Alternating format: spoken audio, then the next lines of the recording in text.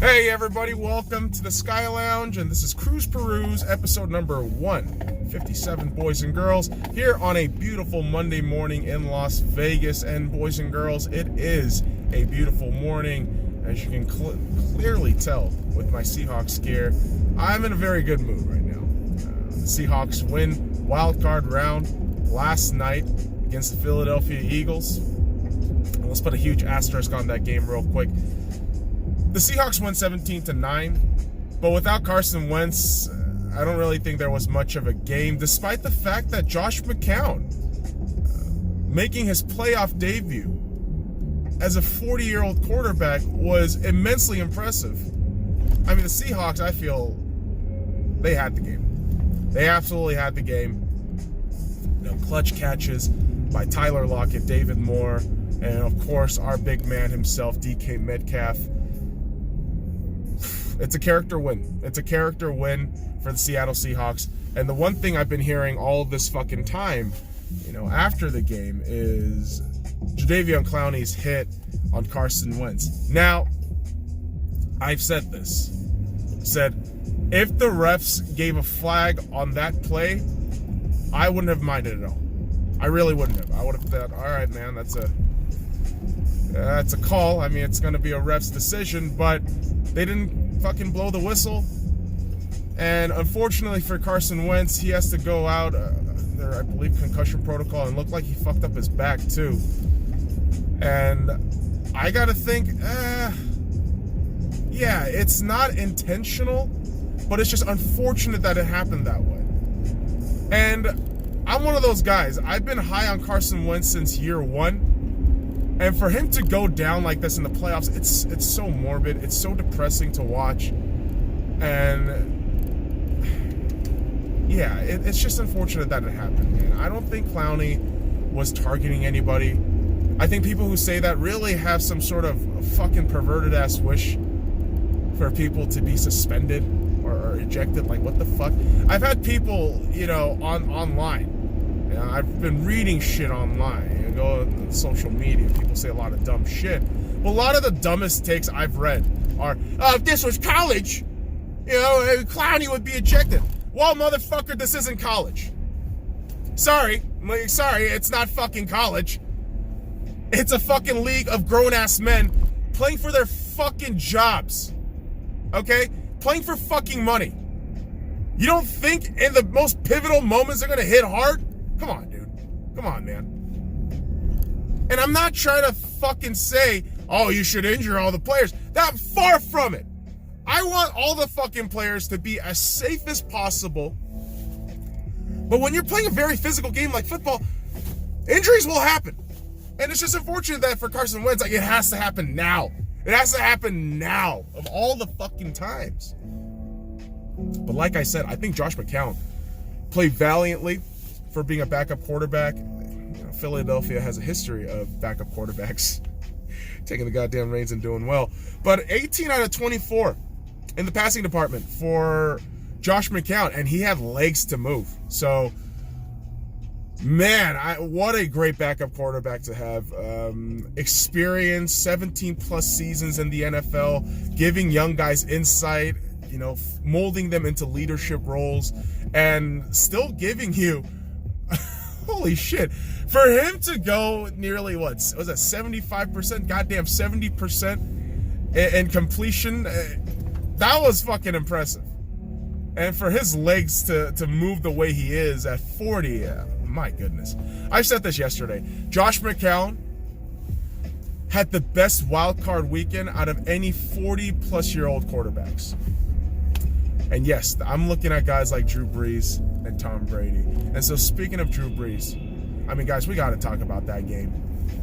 The New Orleans Saints hosting the Minnesota Vikings in the wild card round and losing to the Vikings in overtime, 26-20. Now, another controversial ref call that people are going to bitch about all fucking day, especially Saints fans, because they have a prolific and infamous history with refs. Yeah, Saints, you blew it. Sorry, there's really not a lot I can say about that game other than the fact that you blew it. In my eyes, yes, Rudolph pushing off of that defender could, in fact, be a passer interference call. But, isn't this the same fucking excuse and sob story that you were giving us last season? Like, the fucking passer interference call to send the game into overtime, that wasn't called, right? I mean, Jesus fucking Christ, it's the same goddamn story every season with the Saints. Every fucking season, they blow it at home, and they look at the refs and say, what the fuck, man? But in my eyes, Drew Brees didn't have a good game at all. I thought the running game, relatively speaking, for the Saints was stifled. And that's also due to the fact that Minnesota's defense was absolutely tremendous. For them to come up with a major turnover, an interception on Drew Brees was spectacular. And of course, I got to talk about him. I got to talk about Kirk Cousins showing up in the big moment like that. I wouldn't have thought that at all. I counted him out, and my goodness, I'm glad to say that I was wrong. Shit, I am more than happy to admit that I was wrong in that shit. Because listen, man, the bottom line is I didn't want to face San Francisco in the postseason, period. Because those games, I feel, are excessive in terms of just destroying our players. And if that is a, divisional round game, boy, oh boy, it would have just destroyed our players, I think, in terms of health and longevity of making it through the playoffs. But Minnesota pulls a major upset win. They were underdogs by +8, meaning the Saints were favored by 8 points to win the game. But boy, oh boy, what a fucking phenomenal win for the Vikings. And Dalvin Cook was a monster in that game yesterday. As much as I can heap praise on Kirk Cousins, Dalvin Cook, absolutely phenomenal. And you got to think, this whole fucking passing game nonsense, not nonsense, but this excessive reliance on passing games in the NFL seems like a dying trend. Within the last 2-3 seasons, yeah, I mean, passing game's awesome. We love those bomb touchdowns, but running game is how you win close, gritty games. And I think, Madison, is it? Madison and Dalvin Cook making up that running back tandem in Minnesota really helped their asses out. And, oh, boy. So that's the awkward moment that we got to look at now is, what is our assessment of the Saints? I hate to say it. I do. I hate to say this, but the Saints are fucking perennial chokers. I hate saying that. I do. I really do. But, boy, man, the Saints blew it again. I don't know what else needs to be said about this team. You have Michael Thomas, arguably the best wide receiver in football right now. You have Drew Brees, one of the best quarterbacks in this league's history. You have Sean Payton, a great coach. You have Taysom Hill, Batman, who, oh my God, Taysom Hill is phenomenal as a fucking all-around utility player. He's Batman. But despite all of that, you couldn't do shit. And this is the second season in a row where it feels like that. The narrative has been written for the Saints. They choke fucking playoff games at home. And everybody will give me the referee bullshit. Everybody will give me the fucking passer interference call. But that's one call. I'm sorry. That's just one call. When you look at the entirety of the game, the Saints at one point were down 20-10. You tell me if that's a fucking problem on offense for the Saints. Because it is. And I had guys, on TV like Deion Sanders bitching about the fucking overtime protocol. Oh, why can't the fucking team, who win the coin toss, why can't the other team get it back? Because that's how shit is, man. Like, I know you want it like college, but this shit ain't college, motherfucker. Like, what the fuck? Stop bitching. I know you want a Drew Brees in the NFC Championship, but that shit ain't gonna happen. Drew Brees and the Saints have now officially labeled themselves as perennial chokers, despite the fact that they've won Super Bowl. They've won a Super Bowl. We have to recognize that too. They've won a Super Bowl against the fucking Vikings at home. NFC Championship a couple years ago. Brett Favre during that infamous overtime interception. But now the tables have turned on the fucking Saints. And the Vikings will be heading over to San Francisco. And yes, boys and girls, lots of crazy things that's going to be upcoming in these divisional rounds while I get my fucking paper at the ready. So, starting next week, we have the AFC divisional rounds starting on Saturday at 5:15 p.m. Pacific Standard Time. The Tennessee Titans will be taking on the Kansas City Chiefs. And remember, this is a rematch of the regular season where the Titans pulled off a major upset against the Kansas City Chiefs. Now, the Chiefs didn't have a lot of their chief weapons, but man, don't count the Titans out. Don't count those Titans out.